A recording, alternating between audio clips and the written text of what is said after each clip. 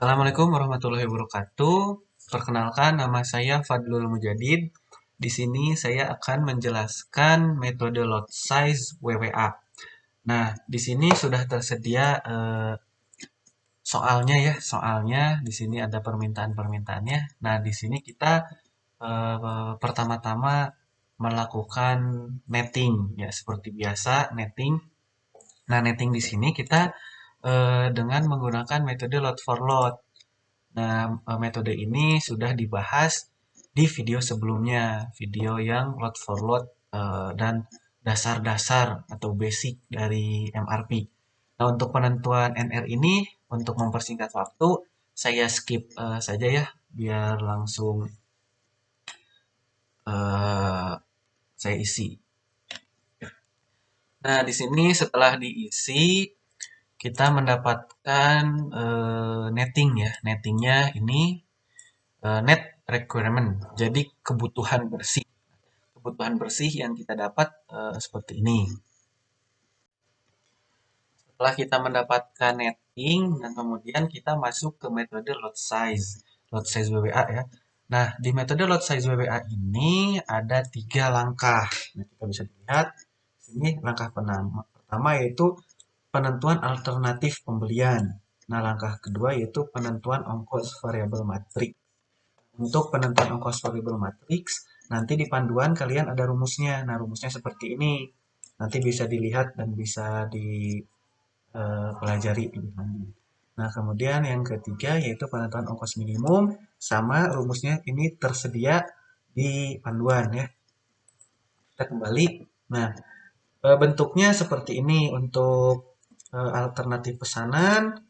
Nanti kita hitung isi kolom-kolom ini, kemudian nanti kita menghitung ongkos variabel matriks, dan nanti yang terakhir kita menentukan ongkos minimum. Itu. Kita lanjutkan saja ke perhitungan alternatif pesanan. Nah, langkah pertama yaitu kita mengisi kebutuhan bersih untuk menentukan alternatif pesanan ini. Nah, kita menentukan kebutuhan bersihnya dari netting yang telah kita lakukan tadi di sini ya. Nah, datanya yaitu yang ini. Berarti langsung kita masukkan saja di sini sama dengan kita masukkan kode 14, setelah masuk langsung kita drag. Nah, ini berarti data yang ini sudah terhubung ke data netting sebelumnya. Kemudian kita sekarang menentukan alternatif pesanan ya yang di sini.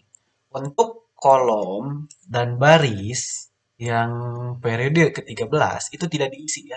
Karena permintaan di 13 kan kosong. Begitu juga dengan permintaan di 24 kosong. Jadi 24 juga sama, tidak diisi. Kita mulai dari periode ke-14 di sini. Rumusnya yaitu alternatif pesanan sebelumnya ditambah dengan permintaan saat ini gitu. Atau eh, permintaan sebelumnya ditambah dengan permintaan saat ini seperti itu. Berarti kita langsung aja masukkan rumusnya sama dengan alternatif sebelumnya ditambah permintaan saat ini. Hasilnya seperti ini. Nah, untuk ke-15 juga sama ya, seperti itu. Sama dengan sebelumnya ditambah saat ini. Ke-16 gimana? Sama juga kayak gitu. Karena sama, biar cepat kita langsung drag aja ya. Nah, untuk ke-15 gimana, Kang? Ke-15 juga sama. Yang ini juga sama, yang ini sama. Rumusnya kayak gitu. Sama dengan sebelumnya ditambah saat ini gitu. Biar cepat kita langsung drag saja. Nah, terus ini sudah kalau sudah terisi semua nanti akan seperti ini ya. Eh, Nah, seperti ini. Ini kalau sudah terisi semua. Setelah kita menghitung alternatif pesanan, nah kita sekarang akan menghitung ongkos variabel matriks. Nah, ongkos variabel matriks ini eh, eh, data yang kita perlukan yaitu ongkos pesan dan ongkos holding ya. Nah, untuk menghitung eh, ongkos variabel matriks ini kita menggunakan rumus yang ada di panduan ya. Nah, ini rumusnya seperti ini. C ditambah H dikali sigma dari Ki CE kurangi Ki CI. Itu ongkos pesan dan H itu ongkos simpan atau holding ya. Kita kembali lagi ke Excelnya. Jadi seperti ini caranya. Sama dengan tadi rumusnya kan ongkos pesan tambah ongkos holding dikali di sini itu dikalinya Ki CE sama Ki CI. Nah, Ki CE yang itu C itu ke samping ini berarti periodenya ya. Kalau I itu ke bawah, periode yang ke bawah ini I. Nah, ini kan karena yang pertama gitu, berarti C dan I-nya itu baru 14 doang gitu. Nah, 14 berarti yang ini kan berarti 14 dikurangi 14 lagi gitu. Karena untuk langkah pertama itu hanya baru satu ya C. Apa sih bentar lagi. C ininya nih, eh, E-nya gitu. E-nya baru satu. Gitu kan ya. Baru satu. Nah, E-nya kan baru 14 saja. Sekarang untuk E-nya sampai 15. Berarti kalau E-nya sampai 15, E-nya itu dimulai dari 14 sampai ke 15. Kayak gitu kan. Nah, di sini berarti sama kayak tadi. Ongkos pesan ditambah holding dikali dalam kurung. Karena udah ada 15, berarti mulainya dari 15, 15 dikurangi 14. Kurung tutup ditambah 15 dikurangi 15. Nah, ini kurung di sini seperti itu.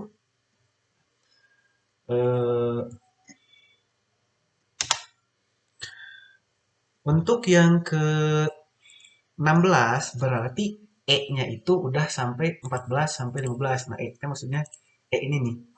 E kan dari I sampai E ya. E-nya itu sekarang itu udah sampai ke 15 seperti itu. Maaf 16. Jadi di sini sama dengan ongkos pesan ditambah kos dikali dalam kurung dari 16 dikurangi 15 kurung tutup tambah 16 lagi dikurangi sekarang kan tadi 15, sekarang berarti kuranginya oh maaf salah. Sekarang dari sini pertama dikurangi 14 dulu. Nah, kurung tutup ditambah membuka 16 dikurangi sekarang bagian yang 15 dikuranginya ya. Kurung tutup lagi ditambah kurung buka 16 dikurangi 16. Ini seperti ini. Kita lanjut ke yang ke-17. Nah, 17 berarti kan kita lihat lagi rumusnya E gitu. E itu yang tadi yang atas gitu. E-nya itu dari E yang I gitu. Berarti I-nya kan tadi 14 ya. Dari 14 berarti sampai ke yang terakhir E-nya E-nya 17 gitu kan. Berarti di sini dari 14 sampai 17 14 sampai 17. Berarti sama dengan Ki ongkos pesan tambah holding dikali kurung buka dari 17 ya kan, dari 17 dikurangi 14 tutup ditambah buka 17 dikurangi 15 gitu kurung tutup tambah 17 dikurangi 16 kurung tutup ditambah terakhir 17 dikurangi 17. Itu ya. Di sini kurungnya menggunakan dua kurung nih. Dua kurung. Karena kalau satu kurung nanti rumusnya beda untuk kurung yang awal dan terakhir. Begitu. Nah, mungkin untuk rumus ini agak berbelit ya gitu. Tapi kita menyesuaikan dulu aja dengan panduan ya. Untuk panduan kan rumusnya seperti ini dan memang rumus aslinya seperti ini. Tapi kalau kita di Excel itu kita bisa melakukan penyederhanaan rumus atau apa ya, mengikuti pola gitu. Karena Excel itu kan lebih canggih lah ya. Nah, jadi biar rumusnya kalian tidak panjang kayak gini tuh kan, lihat rumusnya di sini panjang kayak gini. Nah, tapi untuk rumus itunya terserah dari kreativitas kalian ya untuk mencari bagaimana biar menghitung cepat gitu di Excel. Itu akan serahkan untuk kalian. Nah, ini setelah diisi semua nanti akan seperti ini ya. Kita rapihkan dulu. Nah, ini setelah kita isi semua, ini untuk perhitungannya, untuk cara cepatnya silahkan kalian mencari sendiri ya. Nah, untuk setelah kita melakukan perhitungan variabel ongkos variabel matriks, nah sekarang kita bagian menghitung ongkos minimumnya seperti itu. Untuk perhitungan ongkos minimum, untuk perhitungan ongkos minimum ini, kita kembali lagi lihat di panduan ya rumusnya. Nah, rumusnya yaitu ongkos yang terpilih itu yaitu ongkos minimal gitu. Dari ZCE ditambah F. F itu ongkos minimum ya. Ongkos minimum min 1. Jadi sebelumnya. Ongkos yang sebelumnya seperti itu. Nah, untuk berarti kita kan mulai dari 14 ya. Nah, 14 itu rumusnya sama dengan Z ya tadi itu kan Z yang ini berarti Z yang ke-14 ditambah ongkos sebelumnya. Nah, ongkos terpilih sebelumnya kan terpilih nih. Sebelumnya 13. Nah, di sini karena 13 tidak ada pembelian berarti ongkosnya berapa? 0 gitu kan. Sini tambah hasilnya seperti ini. Kita isi di sini 0 ya, biar lebih jelas 0. Nah, setelah kita selesai nih ke I14 ya. Udah selesai I14 semua kita selesaikan dulu. Nah, rumusnya tadi kan kita ulang lagi lah. Kita ulang lagi di sini 4 Z ditambah F ya. Nah, Z ini kita kunci. Kenapa? Karena biar kalau kita maaf bukan Z ya yang dikunci. Tapi F-nya kita kunci. Yang F ini kita kunci. F-nya kunci. Menguncinya itu dengan F4 ya. Mungkin kalian ada yang belum tahu. Agar ketika kita drag itu rumusnya tidak bergeser. Drag. Jadi hasilnya seperti ini ya. Jadi hasilnya seperti ini gitu. Karena 14 sudah ditemukan, maka kita cari nih ongkos terkecil di kolom 14. Nah, kolom 14 kan ini. Ongkos terkecilnya mana? Karena hanya baru ada yang ini gitu kan. Berarti kita pilih saja yang eh, ini karena yang paling kecil kan hanya baru yang ditemukan baru satu.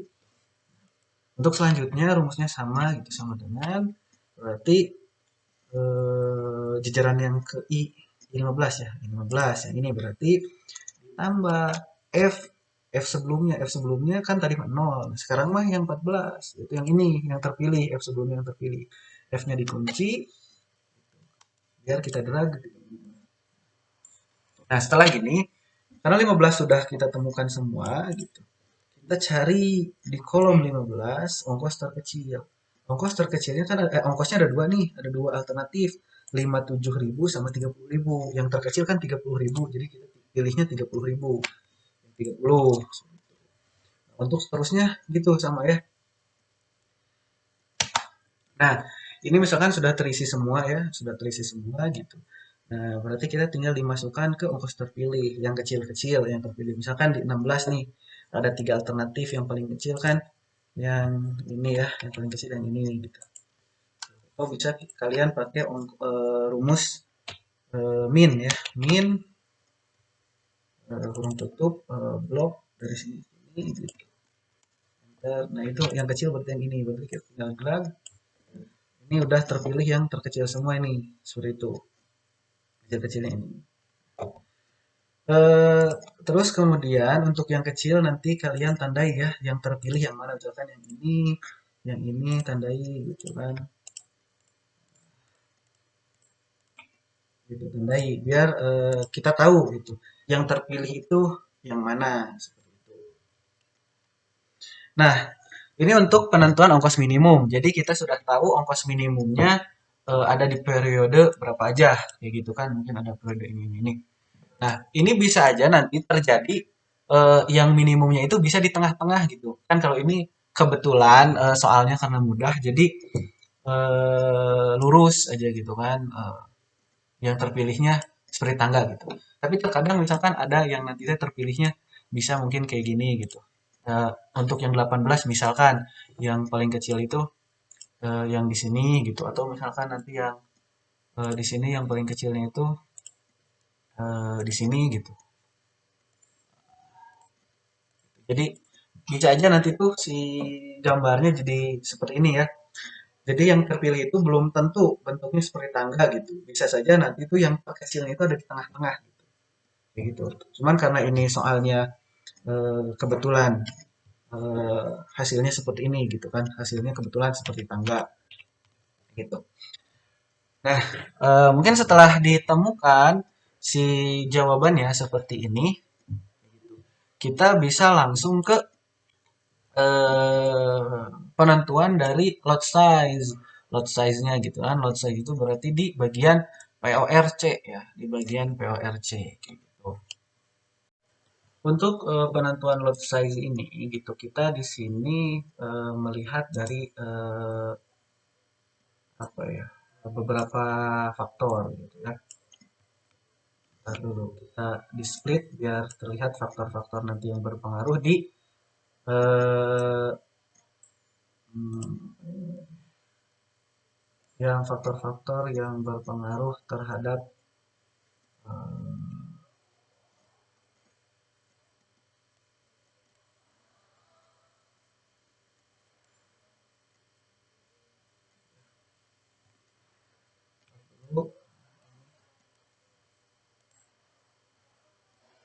kita, nah seperti ini. Nah, kita sekarang akan menentukan POR dan PORC dan POR gitu. Untuk menentukan POR dan PORC itu kalian melihat ongkos minimum dan melihat alternatif pesanan gitu. Nah, di sini yang terpilih itu kan ini nih 14 ini gitu kan ya. Nah, berarti nanti itu misalkan gini, untuk periode ke-14, untuk periode 14, PORC-nya berapa? PORC-nya itu untuk periode ke-14 kita lihat di ongkos minimum periode 14 yang kuning yang mana sebelah sini kan. Nah, kalau di sini berarti yang ini kan. Nah, ini angkanya 179. Nah, berarti sama dengan 179 atau kita klik yang ini gitu kan sesuai dengan yang terkecilnya ya apa sesuai dengan ongkos minimumnya yang mana gitu. Ini kan klik ini. Untuk selanjutnya gimana? Untuk selanjutnya ini yang 15 kan bagian ini.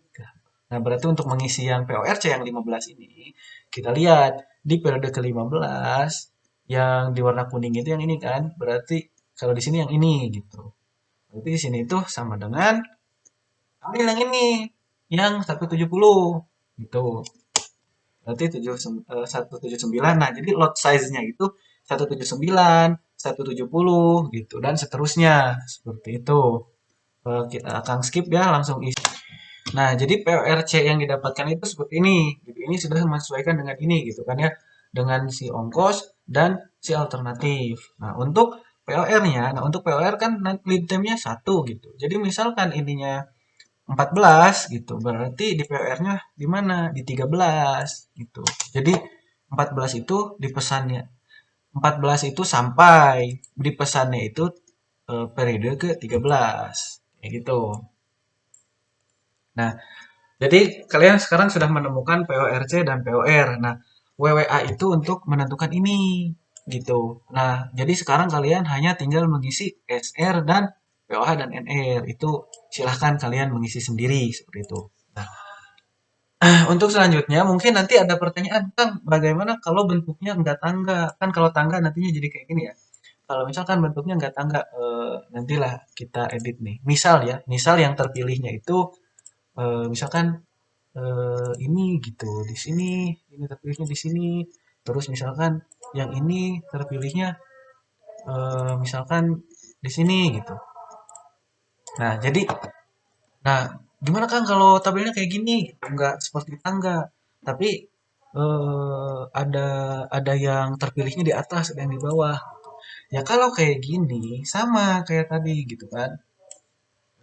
Oh bentar satu lagi lah biar cepet ya. Yang ini misalkan eh bentar dulu. Feel. Nah, nah Kang gimana kalau gambarnya kayak gini Kang? Gitu kan. Nah, untuk misalkan gambarnya kayak gini gitu. Berarti kayak gini. Tuh, kita kan sekarang yang pertama itu di 14 ya, periode 14. Di sini kita mau ngisi PORC yang ke-14. Nah, kita lihat I14. I14 itu sejajar yang ini. Yang terpilih ada berapa? Ada dua kan. Nah, kalian bisa pilih satu, bisa pilih dua. Bisa pilih yang ini, bisa pilih yang ini. Tapi kalian itu, yang harus kalian pilih itu yang paling kanan. Berarti yang pilih itu yang ini kan, kalau yang paling kanan yang ini. Nah, berarti untuk periode ke-14, pesanan kalian itu sebanyak ini. PORC-nya itu tuh kan yang ini sejajar dengan ini kan ya. Yang ini berarti PORC-nya itu untuk periode ke-14 sama dengan, nah, yang ini nih, yang ini, tuh, 14. Kayak gitu. Terus kemudian yang periode 15-nya sama kan. Nah, yang periode 15-nya gitu, kalian lewat. Kenapa? Gitu. Karena sudah terwakili dengan yang periode 16. Jadi lihat, kalian mengisinya di 14, tapi sudah mewakili 14, 15, sama 16. Gitu. Jadi untuk 15 dan 16 di sini nggak perlu diisi karena sudah terwakili. Kayak gitu. Jadi ibaratnya gini, eh, belinya itu tanggal 14, belinya itu langsung banyak sekaligus untuk memenuhi permintaan yang periode ke-15 dan 16. Jadi kayak gitulah kalau penjelasannya. Jadi 14 itu ini tuh kan 537. Nah, 537 itu cukup untuk memenuhi 15 dan 16. Maksudnya kayak gitu ya. Nah, berarti 16 udah nih, udah selesai. Berarti kita masuk ke 17. Berarti I17, kita lihat I17. Pas I17, oh ternyata sama juga kan, ada dua gitu. Ingat, kalau ada dua kayak gini, pilih yang paling kanan. Berarti pilih yang ini kan, pilih yang ini yang paling kanan. Yang paling kanan. Nah, yang paling kanan itu, ini berarti I17, ini I17 jajaran yang ke-19. Nah, berarti jumlahnya itu sebesar 533 ya. Berarti 17 itu ininya pilih yang 533. 533. Terus yang 18 berapa, Kang? Yang 18 kita lihat I18 I18 yang ini kan. I18 ternyata sudah terwakili. Kenapa? Karena dari I17 itu udah sampai ke 19. Berarti kita pesan di 17 untuk memenuhi sekaligus. Jadi kita sekaligus beli banyak gitu di 17 itu. Kita hanya memerlukannya 183 tapi kitanya belinya 533. Kenapa? Karena untuk memenuhi yang ini dan yang ini juga gitu. Jadi 18 dan 19 kosong gitu kan. Kosong langsung masuk ke periode 20. Periode 20 berarti I20 nih. I20 ada berapa? Oh, I20 cuma satu. Berarti kalau cuma satu normal ya kayak yang tadi. Berarti pilihnya yang ini. Berarti periode 20 sama dengan yang ini gitu kan. Tuh, yang ini kan 20 ini. Terus yang periode 21 gimana? Nah, periode 21 ternyata terpilihnya ada dua gitu kan. Ada dua, pilih yang paling kanan. Ingat yang paling kanan, berarti yang ini kan. Yang ini gitu. Ini 21 sudah mewakili sampai ke 22 kayak gitu kan. Berarti nanti kalian isi 21, dua-duanya kosong. Jumlahnya berapa? Oh, yang ini kan, sejajar ini, sejajar dengan ini kan. Berarti untuk 21 sama dengan ini. Tuh, 22 gimana? Kosong, karena sudah terwakili di 21. Terakhir tinggal yang 23. 23 yaitu ini. Setelah kalian menemukan ini, kalian isi POR-nya, terus isi POH dan NR. Nah, menyesuaikan dengan angka yang sudah terisi ini gitu. Jadi PORC-nya jangan dirubah. Tuh.